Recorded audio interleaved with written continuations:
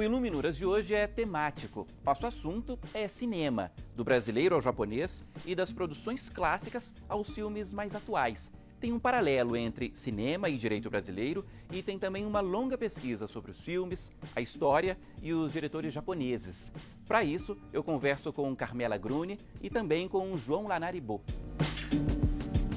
Professor de cinema da Universidade de Brasília, o João tem 2 livros lançados. O mais recente é Cinema Japonês, Filmes, Histórias, Diretores. Tudo bem, João? Tudo bem. Bem-vindo ao Iluminuras. Muito obrigado pelo convite. Bom, antes de falar sobre o livro, que está aqui com a gente, eu queria saber o que te levou a pesquisar o cinema japonês e publicar um livro sobre o assunto. Curioso, né? Bom, cinema japonês é uma antiga paixão, vou dizer isso, né? Eu acho que a gente conversando percebe que quem é cinéfilo, quem gosta de cinema, o cinema japonês ocupa um lugar especial, né? Eu acho que é uma cinematografia muito forte e tudo mais. Eu tinha esse desejo, acabei morando no Japão por alguns anos, 3 anos. Por outro lado, também eu dou aula de História de Cinema na UNB, então falava muito de cinema japonês e tudo mais. Aí eu, num certo momento, resolvi coligir tudo isso, sabe, fazer um livro que fosse uma espécie de introdução para as novas audiências dessa cinematografia, né? A gente está na área da internet, é tão fácil acesso à informação, aos próprios filmes, então acho que era o momento de lançar esse estudo. Eu tenho uma outra curiosidade que é em relação à pesquisa. Quem vê aqui o livro prontinho, bonito, assim, desse jeito, não sabe como é que foi uma pesquisa antes. Como é que foi a sua? Eu devo ter visto uns 800 filmes, nem sei dizer quantos, né? Mas muitos mesmo. Muito filme, li muita coisa, né? Enfim, convivi com pessoas lá no Japão, enfim, é uma longa, digamos assim, absorção, né, de informações, né? Que de repente você começa a fazer um processo de síntese, né? E sintetizando, você vai escolhendo os caminhos e de repente produz esse resultado. É resultado de uma longa pesquisa, né? De repente está aqui, né? Tá aí. Cinema japonês, filmes, histórias, diretores. É um guia? É um guia, mas é um guia não apenas de filmes, como são os guias, digamos assim, mais tradicionais. Eu tenho a pretensão aí que eu acho que é de ser uma espécie assim, de espelho da história japonesa, né? O cinema é uma espécie de espelho dessa história tumultuada que o Japão teve no século XX, né? O Japão foi um país que protagonizou, né, uma guerra mundial, né? O Japão foi o único país do mundo onde as pessoas jogaram bombas atômicas, né? Nagasaki, Hiroshima, né? É um país muito sofrido, mas que também aprontou muito, digamos assim, né? Para usar a linguagem coloquial. Então, o cinema, digamos assim, ele espelha todas essas turbulências, né? E sempre com um sentido assim, de reconstrução muito forte, né? Foram várias transformações, né, ao longo da história japonesa, principalmente no século passado, e o cinema conta essas transformações, não é isso, professor? Isso. Como? Antes de acontecer a guerra, o Japão tinha uma ênfase muito grande nos valores tradicionais, valores feudais, entre aspas. Então, filmes de época, que eles chamam de jigaideki, filmes de samurais, coisas assim, era muito estimulado pelo governo, extremamente estimulado. Aí acabou a guerra, porque era uma maneira de cultuar o passado. Acabou a guerra, os americanos ocuparam o Japão por 7 anos, de 45 a 52, e a primeira coisa que os americanos fizeram foi proibir filmes históricos e estimular novos hábitos. Então, por exemplo, o primeiro beijo na boca no cinema japonês, o beijo na boca, que é um dispositivo da narrativa, vamos colocar dessa forma, né? Dispositivo da narrativa clássica. O primeiro beijo na boca no cinema japonês foi só em 1946, por imposição dos americanos. Então, os americanos enxergaram no cinema uma maneira de apressar essa mudança cultural no Japão. Os japoneses passaram por isso, né? Houve uma Constituição em 47, né? Muita coisa mudou, as mulheres passaram a ter votos, direito de greve, mas o cinema, digamos, absorveu essas mudanças, incorporou na tradição e depois, nos anos 50, o cinema explodiu e ficou um cinema realmente excepcional, um dos melhores do mundo, né? Um grande cinema clássico japonês. Agora, foi uma evolução nesse período, pós-guerra, ou houve um choque, uma mudança radical? Olha, em alguns casos a gente pode identificar assim, uma ruptura mesmo, uma ruptura, choque. Mas uma característica da cultura japonesa, por mais exótica que a cultura japonesa possa parecer para nós, ocidentais, é que a cultura japonesa é muito plástica, ela absorve com muita facilidade as coisas são absorvidas. Então, houve choques, realmente, houve uma grande transição, né? O país foi derrotado, bomba atômica, bombardeios terríveis, assim, né? Tóquio foi super bombardeada, que nem, enfim, na Europa. Então, de repente, o cinema, vira um agente dessa penosa reconstrução, vamos colocar dessa forma, né? Então, é uma evolução, mas é uma evolução em cima de rupturas profundas, né? E hoje, atualmente, o que a gente tem no cinema japonês, o que você destaca? O Japão tornou-se um país extremamente desenvolvido, né? Um país muito rico, um país industrializado. Então, o cinema perdeu, digamos assim, talvez um pouco dessa força que tinha em função desses dramas, mas continua muito forte. Eu destaco, por exemplo, um grande diretor, que é o Kiyoshi Kurosawa, que tem o mesmo nome daquele outro, Akira Kurosawa, né? Kiyoshi Kurosawa, que é muito importante. Há uma moça também, enfim, há vários diretores interessantes que chegam no mercado internacional, mas sem aquela força do Naomi Kawase, a diretora, mas sem aquela força dos anos 50. Nos anos 50 foi um grande momento, é um grande momento do cinema japonês. Hoje, eu acho que tem, nesse mercado que a gente vê aí, né, que é muito concentrado no produto americano, né, fica muito difícil, cada vez mais difícil, já era, sempre foi, mas agora acho que extremamente difícil chegar no circuito das salas cinematográficas. Mas, por outro lado, tem um lado, enfim, de um aspecto positivo, é que com a internet, com acesso a informações, com acesso à cinematografia, com acesso, enfim, a todo esse material cultural, nós temos, por outro lado, uma grande facilidade de encontrar cinematografia japonesa. Por exemplo, filmes antigos japoneses, você encontra no YouTube. Filmes assim que já estão em domínio público, você encontra no YouTube tranquilamente, você pode assistir, enfim.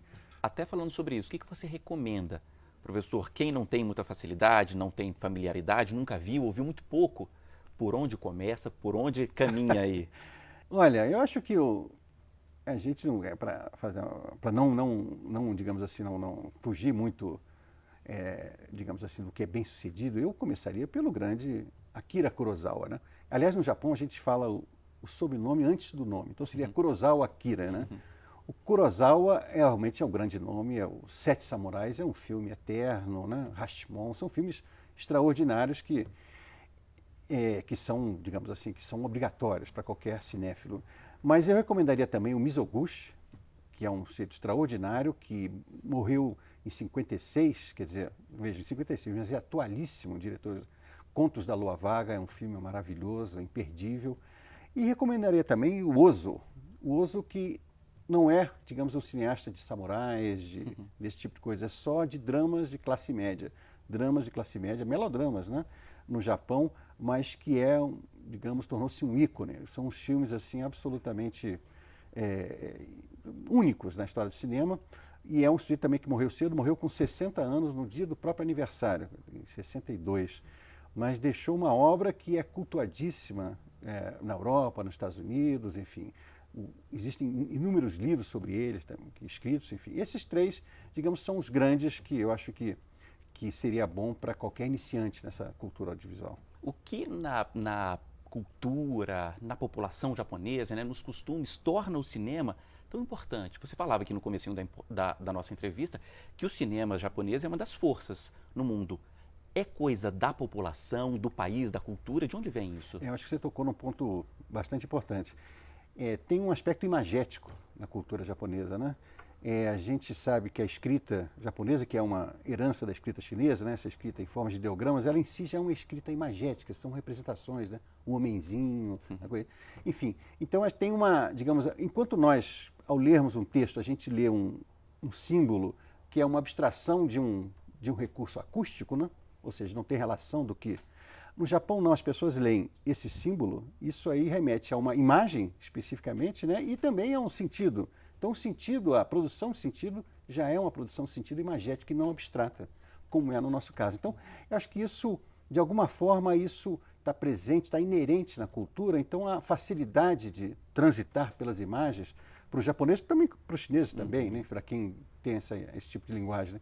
É muito grande. O Japão é uma espécie de fábrica de imagens. Tem um autor americano muito interessante, para quem quer pegar uma bibliografia, chama-se Donald Rich. É um sujeito americano que foi para lá em 47, morou. E ele foi o grande lançador do cinema japonês no Ocidente. E ele tem um dos livros dele, chama-se The Image Factory, a fábrica de imagens. O Japão é uma fábrica de imagens. O cinema é um dos vetores, mas tem a animação, tem os mangás, tem a tradição pictórica, é uma profusão de imagem. Enfim. E mescla, pelo que você fala, muito bem, né? Essa parte tradicional com essa parte moderna. A gente falava lá do feudalismo, do sistema feudal, de um cinema tradicional, você acabou chegando aí no anime, nos mangás. Isso, essa mistura ainda existe hoje do cinema antigo com o atual? Eu acho que se algum país faz isso com sucesso é o Japão. O mangá, por exemplo, mangá vem lá daquelas gravuras do século XV, século XVI, que foram atualizadas e recicladas no mangá. Enfim, essa tradição está o tempo todo. No próprio cinema, por exemplo, a maneira como ele absorve, não só, por exemplo, você tem um enquadramento, uma composição. Esse enquadramento aqui que nós estamos olhando ali, aqui da câmera, esse enquadramento aqui corresponde a uma concepção de imagem que a diretora traz para a televisão, que você... Então, esse enquadramento já é em si, digamos, uma força cultural. E os japoneses têm essa noção de enquadramento, de composição da imagem meio deglutida, meio inerente, né? Porque eles vivem isso. Quer dizer, a linguagem se produz a partir de composição da imagem. Você pode ter certeza que você vendo filmes japoneses, pode ser filmes de época, anime, você vai ver sempre bons enquadramentos com composição rica, enriquecedores. Para terminar, professor, cinema japonês, filmes, histórias, diretores, onde que as pessoas acham aqui o livro? O mais fácil é via internet. É uma editora pequena de São Paulo, mas uma editora muito corajosa, teve uma grande coragem em publicar esse livro, publica muito livro de cultura, mas enfim, como a gente tem essa facilidade na internet, então não é difícil. Pela internet é muito fácil de achar. Você dá 2 cliques e consegue. E tá no livro. E está no livro. Ok. João, é isso. Muito obrigado pela presença aqui no Iluminuras, né? A gente conheceu bem aqui um pouquinho, né, do cinema japonês, mas quem quiser se aprofundar um pouco, tá aqui então a sugestão. Muito obrigado. E o livro seja um guia para cinematografia, né? Para novas buscas. Para as novas buscas. É isso aí. Obrigado. Obrigado a você. Bom, esse foi só o primeiro trecho aqui do Iluminuras. Depois do intervalo a gente fala mais sobre literatura, direito e cinema, dessa vez com a advogada Carmela Gruni. O intervalo é curtinho, não sai daí.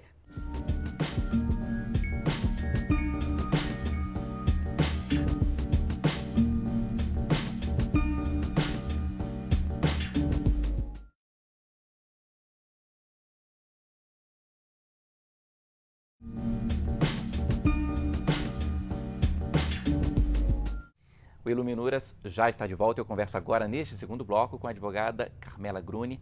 Aqui comigo, tudo bem, Carmela? Tudo muito bem. Bem-vinda. Obrigada pelo convite. Para mim é uma honra. Imagina. Bom, eu quero começar perguntando o seguinte: você uniu direito e cinema, mas por que é no mínimo diferente nessa união? Na verdade, ela é necessária a gente abordar essa discussão porque às vezes a gente pode ser sensibilizado por temas que são discutidos no cinema e também questionar se aqueles temas que são trazidos no cinema são pertinentes, né? Ou se eles estão trazendo só um lado da moeda. Então, essa discussão é importante porque o cinema também faz parte da identidade democrática brasileira. Então, se a gente consegue se enxergar na película, é mais fácil a gente se apropriar daquele saber e colocar no nosso cotidiano em prática, né? Dá um exemplo pra gente, Carmela, dessa união, então, direito e cinema. Bom, direito e cinema tem várias nuances. Posso falar primeiro aqui, pode ver só um lado. Então, o filme Cidade de Deus, se a gente for fazer uma análise do filme, a gente vai verificar que existe uma discussão do tráfico de drogas, da violência, estigmatização da comunidade, né, em cima dessa discussão de quem vai ficar no lugar do outro e tal, e um enredo ali que a gente pode ficar mais focado nesse aspecto, mas também a gente não aborda no filme quais são esses outros elementos que geram desigualdade, porque mesmo que um vá morrer, o outro vai viver, o outro vai ficar com o poder, vai haver outras situações que estão por trás, que é o Estado, não de uma maneira punitiva, mas que deveria estar intervindo com políticas públicas naquela comunidade que tem uma fragilização dessas políticas. Então, nesse aspecto, poderia ser abordado nesse sentido, que mostra um lado de um problema, mas não um problema que é a carência de políticas estatais. Outro filme que já é um documentário, que é o Em Defesa das Famílias, ele mostra, por exemplo, como uma família luta para ter o reconhecimento, o direito de se estabelecer enquanto família, não pelos laços biológicos, mas pelos laços que as unem, que é o afeto. Então, houve uma grande mudança, né, desde o Código Civil, a Constituição, mostrando que houve esse acompanhamento também e que a dinâmica das famílias hoje é diferente de antigamente e que as leis elas também vão ter que acompanhar essa dinâmica porque a sociedade vai modificando ao longo do tempo. Então, o livro ele traz também esse artigo do documentário que aborda a importância de se mostrar esses novos conceitos de família. E um artigo meu que eu fiz, que eu não quero deixar de falar, fala da experiência e a importância da recepção fílmica, que são essas mostras de cinema em que há a discussão depois do filme sobre as impressões de cada um. Então, tem professores que a gente, inclusive nos argumentos do artigo que eu falo, cinema, a catarse do direito, sensibilização dos sentidos de sentir, justamente porque a partir desses encontros a gente pode oportunizar com que haja uma discussão e haja uma análise crítica e impressões compartilhadas, que daí o filme se torna, digamos assim, com o sentido, né? Quando a gente consegue compartilhar esses sentidos que estão dentro do filme. E a gente apresenta os relatos dos detentos, que eu fiz uma exibição da 10ª Mostra de Cinema e Direitos Humanos, que veio a nível internacional e a gente conseguiu fazer na cadeia pública de Porto Alegre. Você é advogada, né? Tem interesse pelo direito. Sim. Agora, como é que surgiu esse interesse pelos filmes, pelo cinema, a ponto de fazer um livro? O interesse ele surgiu da união de ser um instrumento já que leva de uma maneira em massa conhecimento, informação, traz uma moda também, pode trazer até tendências de tecnologia, enfim, pela ficção científica, mas nesse sentido e também por um convite. Como a editora sabe que eu gosto de trabalhar cultura popular e direito, eu procurei, então, unir esses interesses. Eles queriam um livro na área de direito no cinema brasileiro, um livro sobre o cinema brasileiro, e daí eu vim com essa proposta, não com o objetivo de esgotar a temática ou fazer uma análise histórica dos principais filmes, porque seria muita pretensão, mas a grande contribuição do livro é justamente mostrar como é que o direito caminha dentro do filme, não de uma maneira judicializante, que a gente vai olhar ele num caso de tribunais, assim, mas de uma maneira cotidiana. No dia a dia mesmo, nas né? relações sociais. E são artigos de pessoas variadas convidadas por você, não é Sim, isso? sim. Professores que trabalham, gostam dessa temática, Marcelo Semer, Sinara Araújo, enfim, vários autores, com o prefácio do professor José Geraldo de Souza Júnior, a apresentação do Paulo Ferreira da Cunha, que é um professor português, e eu encerro a obra, né, na organização com a entrevista do cineasta Beto Rodrigues.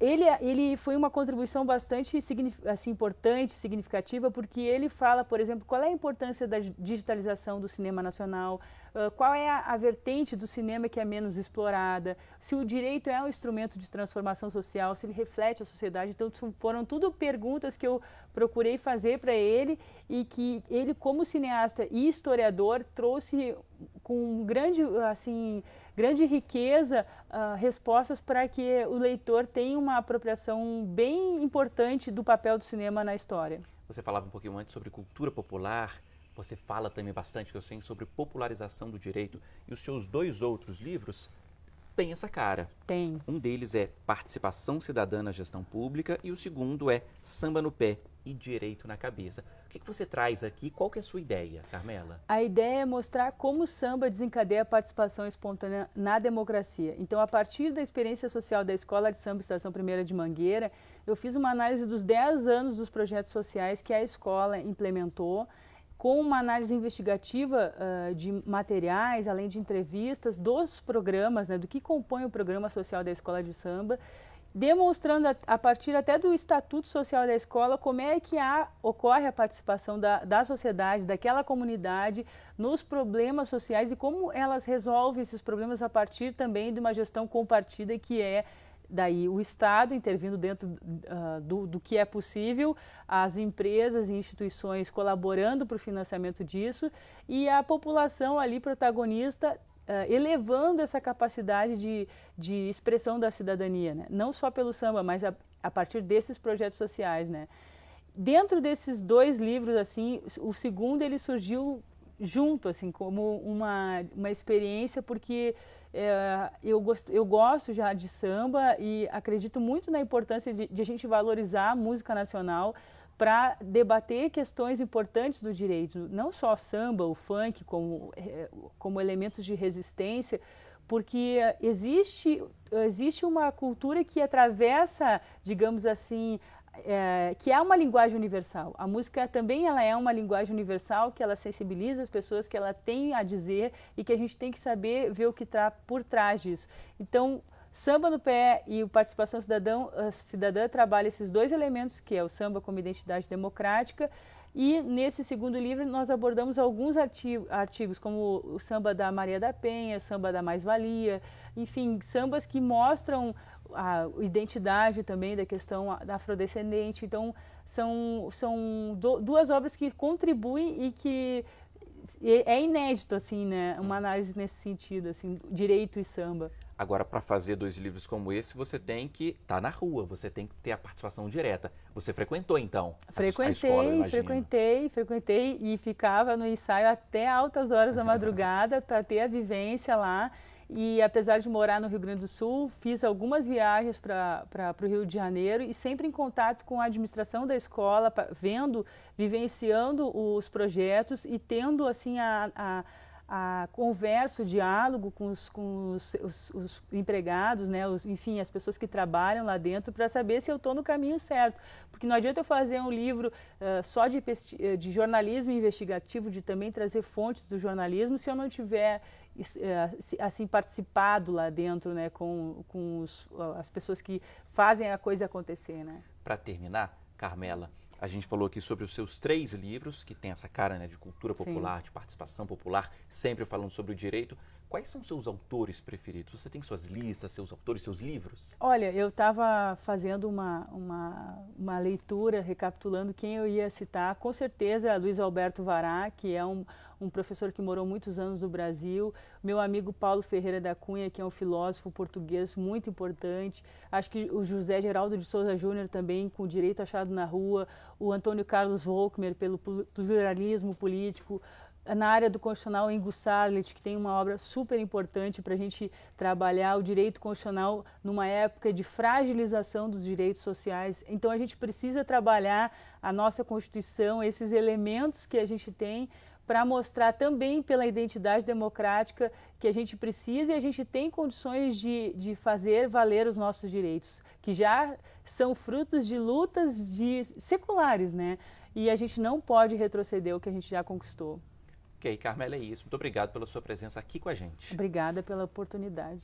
Bom, e muito obrigado a você também que nos acompanhou aqui hoje. O Iluminuras fica por aqui, mas para rever este e outros programas, basta acessar tvjustiça.jus.br. Para falar com a gente, mande um e-mail, iluminuras@stf.jus.br.